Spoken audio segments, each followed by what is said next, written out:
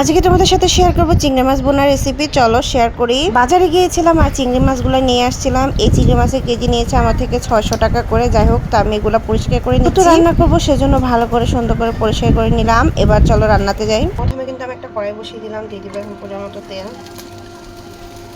আমি ভেবেছিলাম হয়তো আবার তেলটা গরম হয়ে গেছে, কিন্তু তেলটা গরম হয়নি। যাই হোক, পেঁয়াজ, টমেটো, কাঁচামরিচগুলো যখন হালকা একটু ভাজা ভাজা হয়ে যাবে, তো এবার দিয়ে দিব আমি সামান্য একটু হলুদের গুঁড়া, দিয়ে দিব মরিচের গুঁড়া, এবার দিয়ে দেবো পরিমাণ মতো লবণ। সব কিছু দিয়ে এবার ভালো করে মিক্স করে নেব।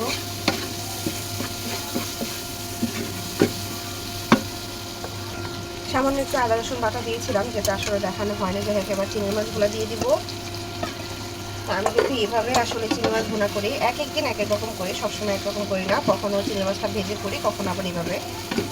তো এবার ঢাকনা দিয়ে রেখে দিব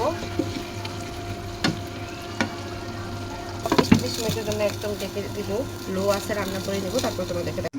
আমার চিংড়ি মাছ ভুনা কিন্তু শেষ। এই যে ফাইনাল লুক দেখো কত সুন্দর হয়েছে। যেহেতু অল্প, তাই আমি ছোট একটা কড়াইয়ের মধ্যে নিয়ে নিয়েছি। যাই হোক, আর অনেক কিছু রান্না করছি, চলো তোমাদেরকে দেখাই। এখানে রান্না করেছি একদম ঘন ডাল, মশারি ঘন ডালটা রান্না করেছি টমেটো দিয়ে।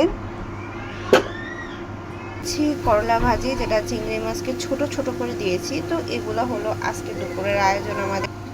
এখানে আছে সাদা ভাত, চিংড়ি মাছ ভুনা, ডাল, আর হলো করলা ভাজি।